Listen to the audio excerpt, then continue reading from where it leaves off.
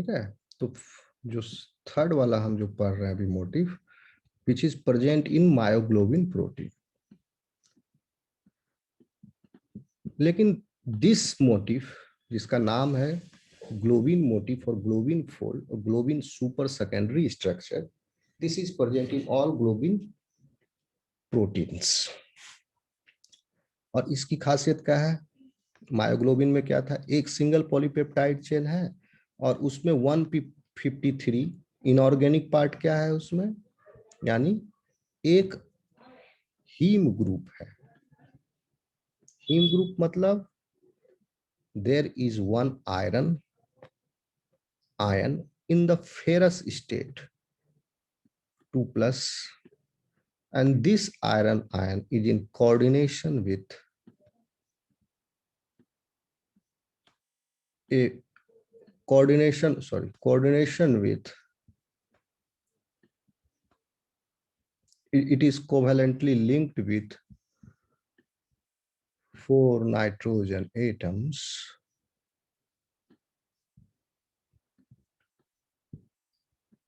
in one plane, and perpendicular to this plane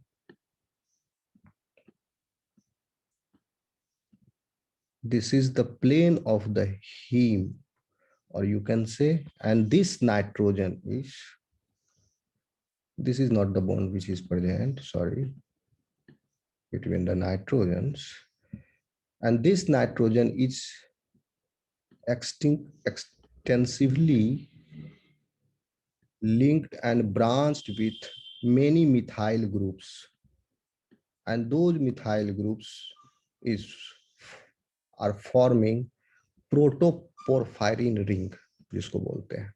आपको haem का structure भी मैंने शो किया है, प्रोटोपोरफायरिन ring.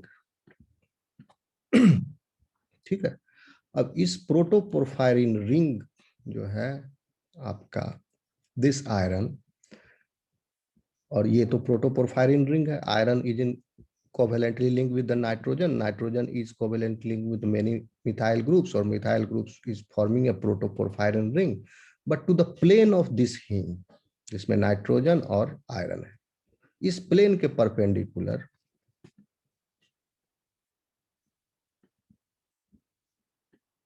this iron can form bond with oxygen when it is in ferrous state. If it converts into the ferric state, then this polypeptide will no longer bind with the oxygen, and to the another side it is linked with the R group of the histidine residue, one of the histidine residues present in the polypeptide chain. So I think 93rd amino acid is histidine, और उस histidine के are group के साथ यह iron linked है, और यह iron प्रोटोपोरफायरिन ring के साथ लिंक्ड है, और इसी आयरन के जो हीम का प्लेन है उसके अपोजिट साइड में ऑक्सीजन लिंक होता है। इन ये अब अलग फिजियोलॉजी है। अब ऑक्सीजनेटेड है तो then the 3-dimensional conformation of the protein is different, and if it is not oxygenated, 3-dimensional conformation of the protein is different. So this is called as tense state. The deoxygenated stage is called as, sorry, relaxed stage. ठीक है। ये तो हो गया आपका myoglobin, जिसमें क्या था 153। ठीक है। तो अब इसमें इस मायो ये तो उसका हो गया आपका इनऑर्गेनिक पार्ट। ओके। आपका मायोग्लोबिन यानी haem group, this protein is made up of what, haem plus protein part, यानी हीम तो प्रोटीन का पार्ट नहीं, हीम ग्रुप हो गया। प्रोटीन पार्ट में कितना 153 अमाइनो एसिड, 153 अमाइनो एसिड का 70% amino acid is found in 8 alpha helices, 7 से लेकर 23 तक उसमें अमाइनो एसिड्स हो सकते हैं। तो वो दैट, और पूरा जो 8 अल्फा हेलाइसेस हैं उसका जो ग्रुप है, that group is called as globin fold. वो पूरा 8 अल्फा हेलाइसेस का ग्रुप जो है प्रोटीन पार्ट में इस globin fold, and this is common in all globin families. Haemoglobin में भी है और किसमें, इम्यूनोग्लोबिन में भी। ठीक है, तो मायोग्लोबिन एक पॉलीपेप्टाइड चेन हो गया। अब हीमोग्लोबिन में क्या है, वही 4 पॉलीपेप्टाइड चेन है। तो हर पॉलीपेप्टाइड चेन जो है आप समझ लीजिए एक मायोग्लोबिन मॉलिक्यूल का इक्विवेलेंट है। चारों पॉलीपेप्टाइड चेन एक एक मायोग्लोबिन मॉलिक्यूल का इक्विवेलेंट, और इसका लेंथ भी उसी के लगभग, यानी अल्फा बीटा, और हर पॉलीपेप्टाइड चेन जो है एक एक हीम ग्रुप से अटैच्ड है, यानी कॉमन हीम ग्रुप ने एक हीम ग्रुप हर पॉलीपेप्टाइड चेन में अटैच्ड है। यानी हर पॉलीपेप्टाइड चेन का 93rd amino acid is 93rd amino acid histidine का R group is linked with the heme group. तो क्या हो गया, हीमोग्लोबिन में 4 हीम ग्रुप हो गए, यस कि नो। तो एक हीमोग्लोबिन मॉलिक्यूल जो है 4 oxygen atom molecule, sorry 1 oxygen molecule is O2, एक हीम ग्रुप एक O2 को कैरी कर सकता है। ठीक है, तो एक हीमोग्लोबिन प्रोटीन जो है 4 ऑक्सीजन मॉलिक्यूल को कैरी कर सकता है। इतने बात समझ में आई आपको?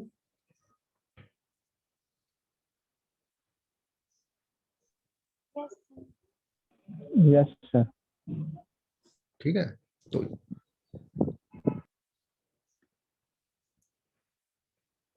ओके। अब आप समझिए, तो होप कि आप ये समझ गए होंगे मोटिव।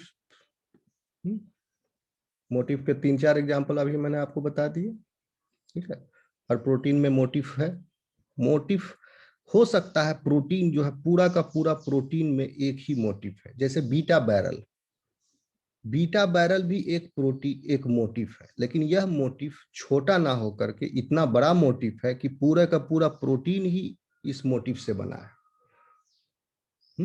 जैसे बीटा अल्फा बीटा मोटिव जो है, जो हम बताए, ये एक छोटा मोटिव है।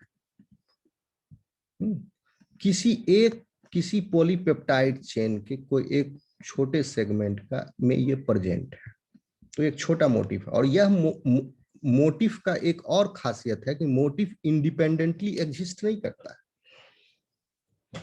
इंडिपेंडेंटली उस मोटिव का फंक्शन नहीं, एक्सेप्ट कि पूरा का पूरा प्रोटीन ही एक मोटिव से बना हो, तब। नहीं तो जैसे this one beta alpha beta motive एक छोटा, इसको अगर प्रोटियोलिटिकली क्लीव कर दिया जाए, ये इस मोटिव को प्रोटीन से अलग कर दिया जाए, तो इस मोटिव का कोई मतलब नहीं है, ये कोई फंक्शन नहीं करेगा motive. This motive is not independent. Motive जब प्रेजेंट है इन द प्रोटीन, देन इस मोटिव का कुछ रोल है, स्ट्रक्चरल रोल है, फंक्शनल रोल है। इस मोटिव को निकाल देने से प्रोटीन भी अपना फंक्शन लॉस कर जा रहा है, और इस मोटिव का अकेला भी कोई फंक्शन नहीं बच रहा है। ओके, समझ में आ रहा बच्चों? चलिए, यस सर। अब हम लोग डोमेन समझते हैं। अगर आप मोटिव समझ गए होंगे तो आप डोमेन भी समझ जाएंगे।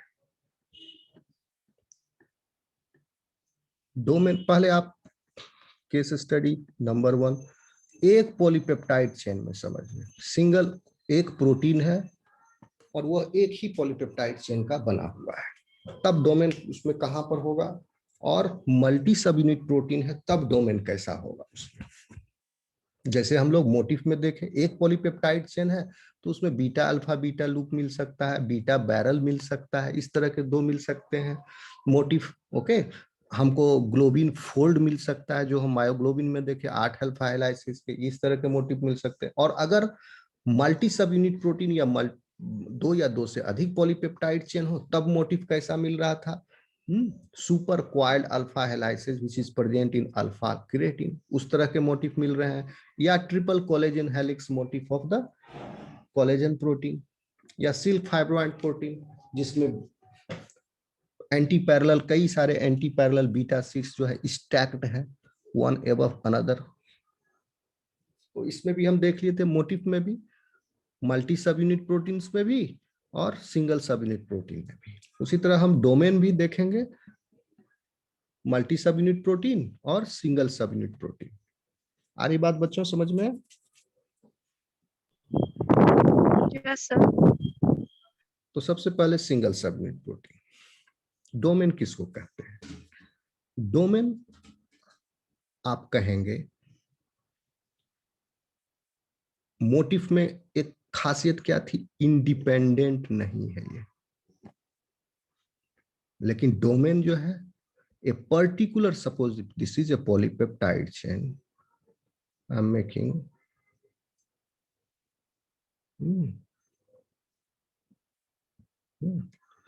then you can divide this polypeptide into two. Suppose this is an imaginary polypeptide chain, and by visually looking you can say that this polypeptide chain can be seen distinguished into two segments, two regions, or you can see this whole polypeptide chain into two globes.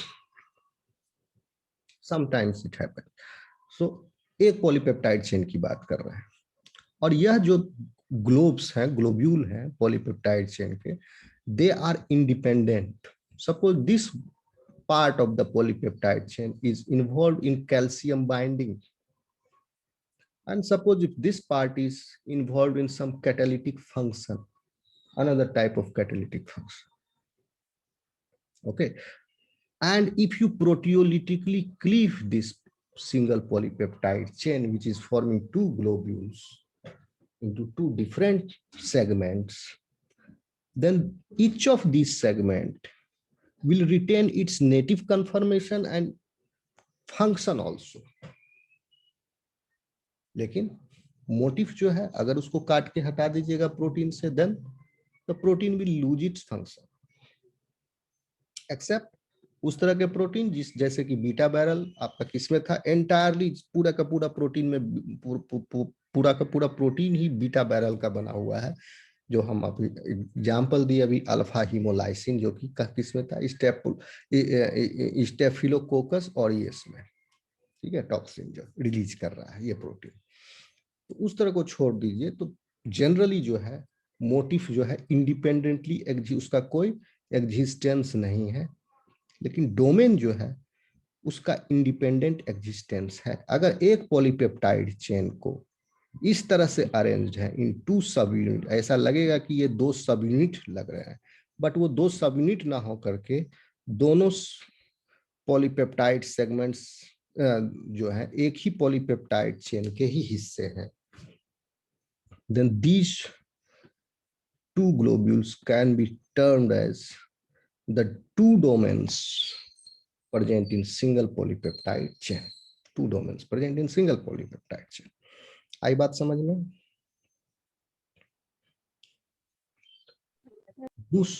दूसरा तरह का scenario हो गया कि multi sub unit protein में क्या होगा। तो मल्टी सब यूनिट प्रोटीन में आपका अंडरस्टैंडिंग थोड़ा और एलाबोरेट होगा। Suppose in this multi sub unit, suppose आप, हम for the simplicity I take it, दो ही चेन को कंसीडर कीजिए। एक इमेजिनरी प्रोटीन है, suppose this is the image protein, one polypeptide chain, and this is another polypeptide chain. Then this protein, if this protein is an enzyme, then this region, which is part of this region, is means two different segments of the polypeptide, two different polypeptide chains, two different segments of two different polypeptide chains are forming a region in the protein which is responsible for one function. ठीक है, एक domain जो है दो या दो से अधिक पॉलीपेप्टाइड चेन का कुछ हिस्सा से मिल करके बना हो सकता है। वन डोमेन, तो इसको आप कंफ्यूज नहीं करेंगे। डोमेन जो है ओवरलैप किया हुआ है यह टर्म डिफरेंट पॉलीपेप्टाइड चेन से। जैसे एक डोमेन जो है, दैट डोमेन अगर ये मल्टी सब यूनिट प्रोटीन है, एंजाइम कॉम्प्लेक्स है, तो उसका जो हो सकता है ये कैटालिटिक डोमेन हो। और यह कैटालिटिक डोमेन जो है different polypeptide segment, different polypeptide chain से मिल करके बना हो सकता है, यह कैटालिटिक सेगमेंट। और इसी कैटालिटिक सेगमेंट को sometimes we refer it as active site of the, इस कैटालिटिक डोमेन के अंदर एक्टिव साइट प्रेजेंट है। यह भी हो सकता है कि इस कैटालिटिक डोमेन, यह होता भी है, कैटालिटिक डोमेन के बगल में there is another domain. Suppose this is the domain. There is another region, and this region is responsible for binding with the substrate. So this will be called as a binding domain. Substrate is coming here first and binding to the binding domain of the protein. Then the substrate is joining the adjoining catalytic domain where the catalytic conversion and the chemical reaction is taking place, enzymatic chemical reaction is taking place. That will be the catalytic domain. So this is also there. The domain means in multi subunit proteins, different polypeptide chains which are constituting that single protein may form the domain, catalytic domain. Okay, it forms the cut. यह भी हो सकता है कि एक ही polypeptide chain से पूरा वो डोमेन बना हो, जैसे कि आपका अल्फा हीमोलाइसिन का जो एग्जांपल दिए, बीटा बैरल, पूरा का पूरा बीटा बैरल एक डोमेन है। ओके, और ये डोमेन जो है किसमें है, सिंगल, जो पहले हम बताया डोमेन का फर्स्ट, पहले चलिए सिंगल पॉलीपेप्टाइड चेन के केस में डोमेन कैसा है। यह भी हो सकता है सिंगल पॉलीपेप्टाइड चेन बताए is folded in two globes, तो दीज टू आर डोमेन्स। एक ही पॉलीपेप्टाइड चेन में दो डोमेन है, लेकिन बीटा बैरल में एक ही डोमेन है और पूरा पॉलीपेप्टाइड है। और मल्टी सब यूनिट प्रोटीन है तो डिफरेंट डिफरेंट सब unit of the protein can form, जो है वो अपने रीजन्स को शेयर करेंगे और वो फॉर्म करेंगे एक कैटालिटिक डोमेन का या बाइंडिंग डोमेन का। ऐसा नहीं समझिए कि बाइंडिंग डोमेन जो है each part of one polypeptide segment only. यह भी हो सकता है सिर्फ वन पॉलीपेप्टाइड सेगमेंट में ही सारा बाइंडिंग डोमेन है, लेकिन यह भी होता है कि डिफरेंट पॉलीपेप्टाइड चेन्स का डिफरेंट रीजन्स जो भी है टोटल, वो that is forming the binding domain. आ रही बात समझ में? Yes, sir. Any confusion, anybody?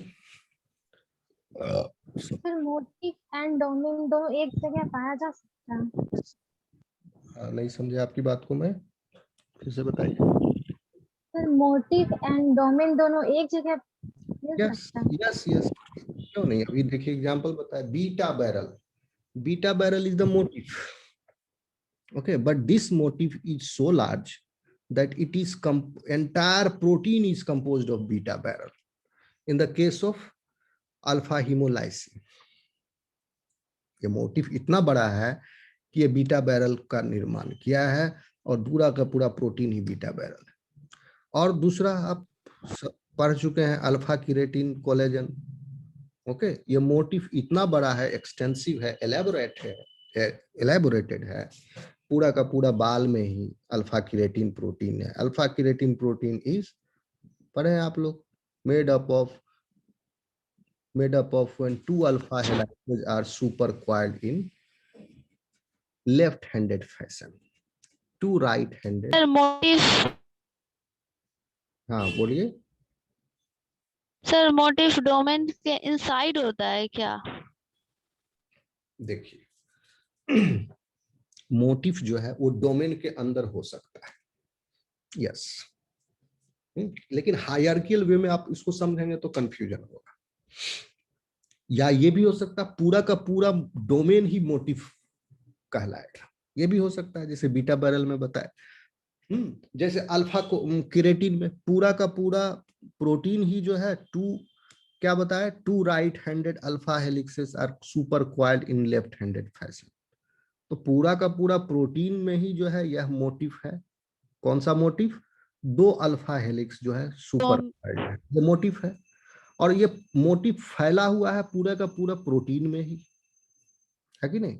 Collagen में भी सेम बात है। यह यस सर। है कोलेजन ट्रिपल हेलिक्स का जो मोटिफ। आप छोटे सेगमेंट, प्रोटीन के छोटे सेगमेंट को आप एनालाइज करें, इस छोटे सेगमेंट को, या पूरा बड़ा सेगमेंट को एनालाइज करें, सेम मोटिफ आपको पूरे प्रोटीन में मिलेगा एलैबोरेटेड। तो इस केस में यहां पर मोटिफ जो है पूरा प्रोटीन में है, लेकिन मोटिफ कभी कभी छोटा भी है। जैसे बीटा अल्फा बीटा मोटिफ, अगर सिंगल पॉलीपेप्टाइड चेन है, ग्लोबिन फैमिली प्रोटीन है, उसमें बीटा अल्फा बीटा लूप भी मिलता है। ठीक है। In other type of globin proteins, जैसे कि अभी जो अल्फा हिमोलाइसिन बताया उसमें बीटा बैरल मिलता है। In other type of globin proteins, जो globular protein and globin protein जो है एक तरह का ग्लोबुलर प्रोटीन है। सारे ग्लोबुलर प्रोटीन ग्लोबिन में ग्लोबिन फोल्ड हो जरूरी नहीं है। ठीक है, ग्लोबिन फोल्ड सिर्फ ग्लोबिन प्रोटीन्स में, जैसे हीमोग्लोबिन, मायोग्लोबिन, इम्यूनोग्लोबिन एक्सेट्रा। ठीक है, लेकिन albumin is also a globular protein but not a globin protein. Okay, तो अल्बुमिन में ग्लोबिन फोल्ड नहीं होगा, but albumin is globular protein. तो कहने का मतलब हुआ कि फिर ग्लोबिन फोल्ड भी एक तरह का क्या है, मोटिफ है। और क्या यहाँ पर आप क्या देख रहे हैं, यह मोटिफ जो है मायोग्लोबिन में कितना बड़ा है, 70% पूरा यही मोटिफ है। क्यों? क्योंकि मायोग्लोबिन प्रोटीन का 153 अमाइनो एसिड्स जो है वो 153 अमाइनो एसिड का 70 रेसिड्यूज का 70% amino acid residues are found in this 8 alpha helices. तो देखिए 70% जो है इस प्रोटीन का structure is made up of what, globin fold. Globin fold एक तरह से बड़ा मोटिफ हो गया। आई बात समझ में?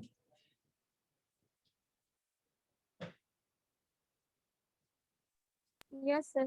सर तो फाइब्रस प्रोटीन, ग्लोबल प्रोटीन दोनों में पाया जाता है मोटिफ एंड डोमेन?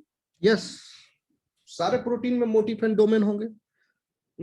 लेकिन तो पहचाने में कैसे कि यहाँ मोटिफ और यहाँ डोमेन? देखिए दोनों का डिफिनेशन ही आप समझिए ना। मोटिफ किसको बोले? जब 2 या 2 से अधिक सेकेंडरी स्ट्रक्चरल एलिमेंट्स जो है आपस में एक particular type of arrangement show कर रहे हैं, तब वो मोटिफ है। और मोटिफ इंडिपेंडेंटली एग्जिस्ट नहीं करेगा। डोमेन जो है इंडिपेंडेंटली एग्जिस्ट कर सकता है, ठीक है, और नहीं भी कर सकता। डोमेन में दोनों हो सकता है, इंडिपेंडेंटली एग्जिस्ट भी कर सकता है, इंडिपेंडेंटली एग्जिस्ट नहीं भी कर सकता। अभी 2 एग्जांपल से आप समझिए। मायोग्लोबिन में जो ग्लोबिन फोल्ड है 70% जो अल्फा हेलाइसिस रीजन है, this can be considered as one motif. Okay, अब हीमोग्लोबिन का स्ट्रक्चर को आप तुलना कीजिए इससे। तो हीमोग्लोबिन में भी 4 पॉलीपेप्टाइड चेन है। हर पॉलीपेप्टाइड चेन, जैसे मायोग्लोबिन का पॉलीपेप्टाइड चेन के पास एक हीम ग्रुप है 153 अमाइनो एसिड से, हीमोग्लोबिन के चारों पॉलीपेप्टाइड चेन के पास भी एक एक हीम ग्रुप है।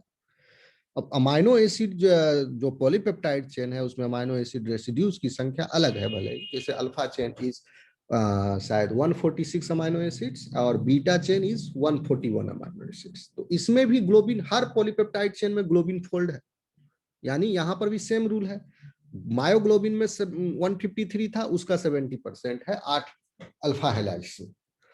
हीमोग्लोबिन का हर पॉलीपेप्टाइड चेन में भी 102 में 146 है, 2 में 141 है। तो इसका भी 70% जो है अमाइनो एसिड 141 146 का 70% अमाइनो एसिड जो है वो प्रेजेंट है किसमें, 8 अल्फा हेलाइसेस में। तो यहां भी ग्लोबिन फोल्ड है। तो यहां पर डोमेन हम किसको कहेंगे? हीमोग्लोबिन के केस में कौन डोमेन हो गया? और मायोग्लोबिन के केस में कौन डोमेन हो गया? मायोग्लोबिन के केस में entire protein can be considered as one domain. ठीक है, उसमें कोई 2 डोमेन नहीं है, पूरा प्रोटीन ही एक डोमेन है। और उस डोमेन के अंदर यह ग्लोबिन फोल्ड नामक क्या है, मोटिफ प्रेजेंट है, जिस यह ठीक है। और यह मोटिफ में क्या है, इतना अमाइनो एसिड 70% अल्फा हेलिक्स, 8 जो है सो अल्फा हेलिक्स हेलाइसेस है। मायोग्लोबिन में 4 पॉलीपेप्टाइड चेन है, चारों पॉलीपेप्टाइड चेन में हर पॉलीपेप्टाइड चेन, हेमोग्लोबिन में सर। हाँ सॉरी हीमोग्लोबिन, हर पॉलीपेप्टाइड चेन में ग्लोबिन फोल्ड है। ओके, और हर पॉलीपेप्टाइड चेन, अभी आगे हम बताएंगे आपको कि हीमोग्लोबिन को हम टेट्रामर भी कह सकते हैं। ओके, और हीमोग्लोबिन को डायमर भी कहा जाता है। अब कहिएगा ये कैसे संभव है कि एक ही प्रोटीन को टेट्रामर भी हम कह सकते हैं और डायमर भी, दोनों अलग अलग बात है। टेट्रामर मीन्स 4 मोनोमेरिक यूनिट है और डायमर मीन्स 2 मोनोमेरिक यूनिट है। तो टेट्रामर मीन्स हो गया कि 4 पॉलीपेप्टाइड चेन है, और चारों पॉलीपेप्टाइड चेन जो है सेम काम है चारों का। क्या है, हर पॉलीपेप्टाइड चेन एक ऑक्सीजन मॉलिक्यूल के साथ बाइंड करता है थ्रू इट्स हीम ग्रुप। ठीक है, इसीलिए इसका नाम हो गया टेट्रामर। चारों पॉलीपेप्टाइड चेन एक ही काम है। ठीक है, लेकिन डायमर, डायमर इसलिए क्योंकि चारों पॉलीपेप्टाइड चेन का लेंथ अलग अलग है। ठीक है, लेकिन इतना भी अलग नहीं है, उसमें क्या है, identical, 2 chains are identical.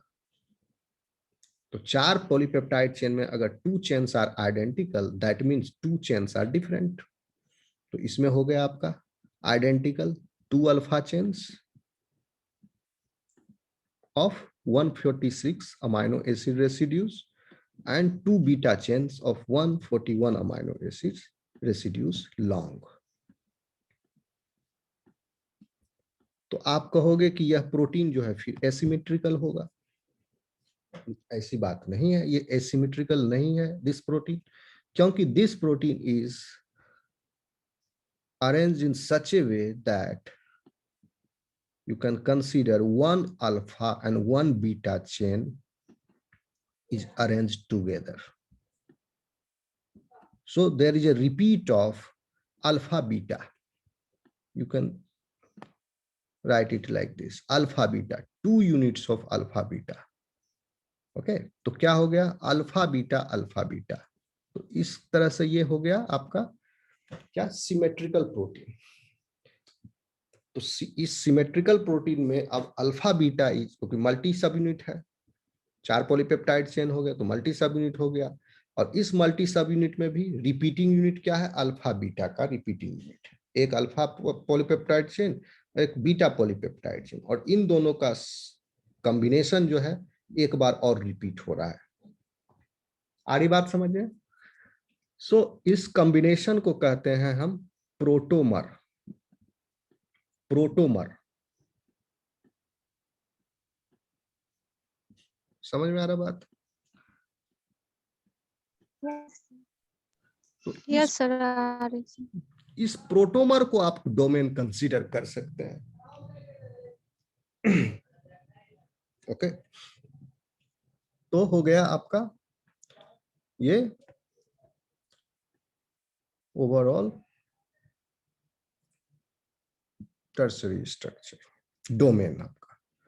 Okay, कुछ पूछना है आपको? सर टर्टरी स्ट्रक्चर जो इसमें सर डोमेन होता है सर, तो वो मतलब क्या काम होता है उसका स्ट्रक्चर का सर? मैं आपकी सवाल नहीं समझ पाया, क्या मतलब नहीं समझ पाया? सर सर पूछ रही, टर्सरी स्ट्रक्चर में डोमेन का क्या काम होता है? डोमेन का क्या काम होता है? प्रोटीन के स्ट्रक्चर में सपोज जब प्रोटीन्स जो है 200 अमाइनो एसिड से ज्यादा लंबा हो रेसिड्यूज से, तब प्रोटीन्स जो है it can form 2 or more domains in a polypeptide chain.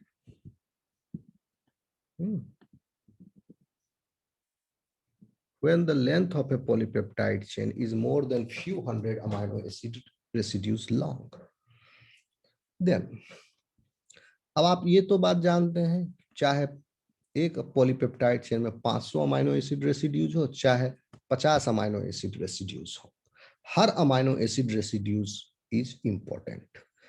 अगर एक अमाइनो एसिड रेसिड्यू भी चेंज हो गया या घट गया या बढ़ गया या कम हो गया, डिलीट हो गया, then entire protein structure will be affected and the consequence will be seen upon its functional level also. That you understand? ये बात आप मानते हैं? Yes sir. तो डोमेन तो उसमें तो कई सारे अमाइनो एसिड रेसिड्यूज हैं, तो डोमेन कितना महत्वपूर्ण हो गया। ठीक है, पहली बात तो ये। दूसरी बात, डोमेन्स जो है, डिफरेंट डोमेन्स जो है, they might be involve in different functions या सेम फंक्शन। जैसे कि कुछ हार्मोन्स के रिसेप्टर जो है, हार्मोन के रिसेप्टर कहाँ प्रेजेंट है? प्लाज्मा मेम्ब्रेन में, and these receptors are proteins. For example आपका insulin receptor, insulin is a hormone, उसका रिसेप्टर प्रेजेंट है कहाँ? प्लाज्मा मेम्ब्रेन में। हर सेल के प्लाज्मा मेम्ब्रेन में इंसुलिन का रिसेप्टर है। जब इससे इंसुलिन बाइंड करेगा तो क्या होगा? ग्लूकोज का अपटेक जो है सेल में बढ़ जाएगा। ठीक है, ग्लूकोज का। तो होता क्या है कि इंसुलिन, अब दिस रिसेप्टर मेनी टाइम्स, अब इस एग्जांपल के माध्यम से हम समझिए, सपोज दूसरा एक किसी हार्मोन को लीजिए, I am not sure about the structure of the insulin receptor right now.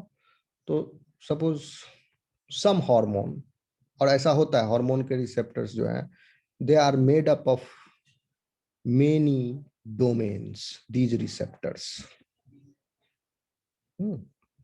hormone receptors।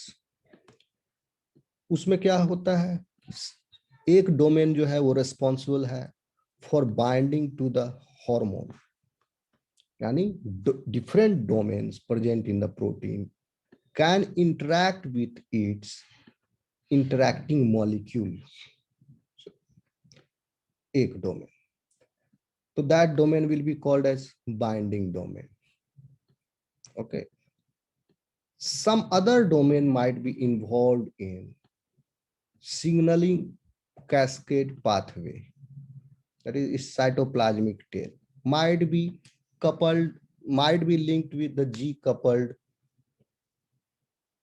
protein, G-coupled protein। ठीक है, G-coupled protein होता है सिग्नल ट्रांसडक्शन पाथवे में, where on and off state is maintained by the phosphorylation and dephosphorylation of GTP molecule, which is attached to the G-coupled protein. And G-coupled protein is attached with the receptor protein. Is not attached, is in the vicinity of the receptor protein. And the structural changes, conformational changes occurred in this receptor protein, which is triggered by the binding with the hormone. Then the structural changes also occurs in this protein, G-coupled protein, which is in the near vicinity to this. Okay, so another domain is responsible for its interaction with the G-coupled protein. And then later on, and that G-coupled protein will lead to signal transduction, signal activation pathways. So what you find in this protein, hormone receptor protein, this protein should have one binding domain and one internal, which will relay the information that this binding has happened. So continue with your signaling path, activation pathway. So another domain will be responsible for it. Suppose a multimeric enzyme complex is there. There also you will find catalytic domain, binding domain. Okay. Have I answered your question? यही सवाल था क्या आपका? Yes sir. Okay. Hope this is clear to you. Domain sir. समझ गया? Yes sir. अगर ये आप समझ गए हैं तो हम फिर आगे प्रोटीन का क्वाटरनरी स्ट्रक्चर पढ़ेंगे, और आज ये हम प्रोटीन स्ट्रक्चर कंप्लीट कर देना चाहते हैं। ओके बच्चों? Okay sir. Yes sir. अब देखिए नोट्स में सब आपको लिखा हुआ मिल जाएगा, अभी ध्यान से आप समझिएगा, ठीक है? अब क्वाटरनरी स्ट्रक्चर इसको मिटा दूं। Yes sir. यस अभी तक हम लोग बच्चों primary structure, secondary structure, tertiary structure ये सब पढ़ चुके हैं। क्वाटरनरी स्ट्रक्चर भी आप जान ही रहे हो। क्या कह रहा है कि जब प्रोटीन जो है उसमें मल्टीपल पॉलीपेप्टाइड सब यूनिट्स हो, तो पॉलीपेप्टाइड सब यूनिट किसको कहते हैं? One polypeptide chain is one polypeptide सब unit of this multiple polypeptide subunit protein. And many proteins have multiple polypeptide subunits ranging between 2 to hundreds से भी ज्यादा पॉलीपेप्टाइड चेन्स हो सकते हैं एक प्रोटीन में। तो हर पॉलीपेप्टाइड चेन जो है अपना इंडिपेंडेंटली फोल्ड करेगा। Suppose in a polypeptide chain, suppose in a protein, there are two polypeptide chains. Okay. And both of these polypeptide chains will fold independently based on its own amino acid residues composition and their sequence. And these polypeptide subunits will be held together by covalent bonds, जैसे कि disulphide linkages,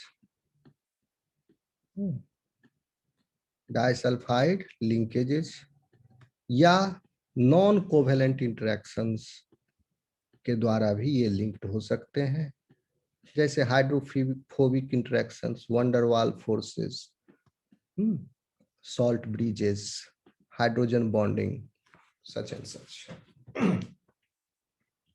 ठीक है, ये समझ में आया quaternary structure. when many proteins have multiple polypeptide subunits, then the association of these polypeptide chains can serve a variety of functions. Okay, why many subunits, many polypeptide chains come together and they form a single protein? Because of its functional demand. Okay, जैसे कि आपको कभी detail में बताना पड़ेगा haemoglobin में कैसे होता है ऑक्सीजनेशन डीऑक्सीजनेशन फिजियोलॉजी पार्ट, तो मैं आपको समझाऊंगा। यहाँ पर शॉर्ट में आप इतना जान लीजिए कि हीमोग्लोबिन को, क्योंकि ये बेस्ट स्टडीड है, सबसे पहला जो क्वाटरनरी स्ट्रक्चर एलुसिडेट हुआ 3 डायमेंशनल स्ट्रक्चर, यानी ऐसे प्रोटीन का जिसमें 2 या 2 से ज्यादा पॉलीपेप्टाइड चेन है, दैट वन इज हीमोग्लोबिन। लेकिन एक पॉलीपेप्टाइड चेन से बना हुआ प्रोटीन हीमोग्लोबिन से पहले मायोग्लोबिन का स्ट्रक्चर एलुसिडेट हुआ। तो मायोग्लोबिन जो है वो पहला प्रोटीन है जिसका 3 डायमेंशनल स्ट्रक्चर एलुसिडेट हुआ, उसके बाद हीमोग्लोबिन का हुआ। लेकिन हीमोग्लोबिन पहला इसलिए बन जाता है क्योंकि मल्टी सब यूनिट प्रोटीन्स में हीमोग्लोबिन